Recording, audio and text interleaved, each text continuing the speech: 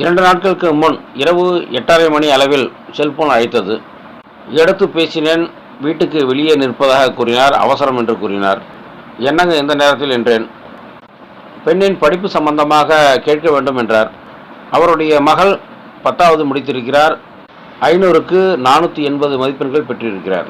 அவர் பக்கத்து கிராமத்தைச் சேர்ந்தவர். அந்த ஊரிலே உள்ள பள்ளியில் படித்திருக்கிறது பெண். 20 கிலோமீட்டர் தொலைவில் உள்ள அரசு மாடல் பள்ளியிலிருந்து இந்த பெண்ணை தேர்ந்தெடுத்திருக்கிறார்கள். அதிக மதிப்பெண் பெற்ற மாணவர்களை மட்டும் தேர்வு செய்து அங்கே தங்கி படிக்க வேண்டும்.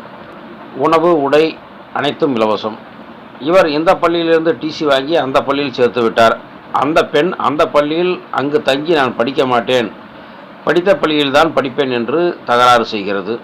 எவ்வளவோ ஆசிரியர்கள் எடுத்து சொல்லியும் நீட் எழுதலாம், சீட் எழுதலாம், இன்னும் பிற வசதிகளெல்லாம் உள்ளன என்று சொல்லியும் கேட்கவில்லை. இப்பொழுது 15 நாட்களாக பள்ளிக்கு செல்லவில்லை. என்ன செய்வது என்று கேட்டார்.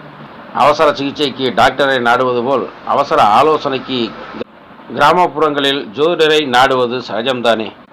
அந்த பெண்ணின் ராசி கட்டத்தை கொடுத்திருக்கிறேன். மகர லக்னம், 2இல் குரு, 3இல் சந்திரன், 6இல் கேது, 7இல் செவ்வாய், 9இல் சனி, 12இல் சூரியன், சுக்கிரன், புதன், ராகு. நடப்பு புதன் தசை, குரு புத்தி, ராகு அந்தரம்.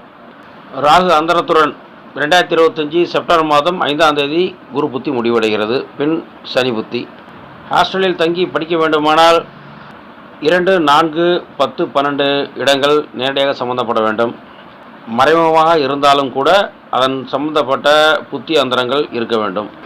1, 2 அதிபதி 9ஆம் இடத்தில் இருந்தாலும் இடம் கொடுத்த 6, 9 புதன் 12இல் இருந்து கூட 8ஆம் அதிபதி சூரியன் இருப்பதாலும் அவர் கூட ராகு இருப்பதாலும் 5, 10 சுக்கிரன் இருந்தாலும் கூட தற்போதைக்கு அந்த பெண் உண்டு உறவிட பள்ளியில் தங்க முடியாது.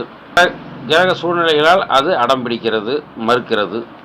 5ஆம் பாவம் என்பது உள்ளூரை குறிப்பதால் அது சொந்த ஊரில் தான் படிக்க முடியும். 10ஆம் இடமும் வீட்டு அதிபதி செவ்வாயும் சம்பந்தப்படுகிறார்கள். 3, 4 அதிபதிகளின் தொடர்பு 10ஆம் இடத்தோடு இருப்பதால் அது வீட்டுக்கு அருகில் உள்ள பள்ளியில் தான் படிக்க முடியும். எனவே இதனை ஆய்ந்து நீங்கள் உள்ளூரில் இருக்கும் பள்ளியிலே சேருங்கள் என்று கூறினேன். அந்த பள்ளியில் விசாரித்துவிட்டு டிசி வாங்குங்கள் என்றேன். இல்லை, அவர் விசாரித்து விட்டேன், அவர்கள் மீண்டும் சேர்த்துக்கொள்கிறேன் என்று கூறிவிட்டார்கள் என்றார். பிற கேள்விகளுக்கான பதில்களையும் தெரிந்து கொண்டு 9:30 மணி அளவில் விடைபெற்றனர். தாயும் தந்தையும் அவசரமாக புறப்பட்டு வந்ததற்கு காரணம் ஜாதகத்தில் தெரிந்தது. நான் கேட்கவில்லை. லக்னாதிபதி 2, 6, 8, 12 ராகு தொடர்பு உள்ளதால் அந்த பெண் என்ன சொல்லி மிரட்டியிருக்கும் என்று புரிந்தது.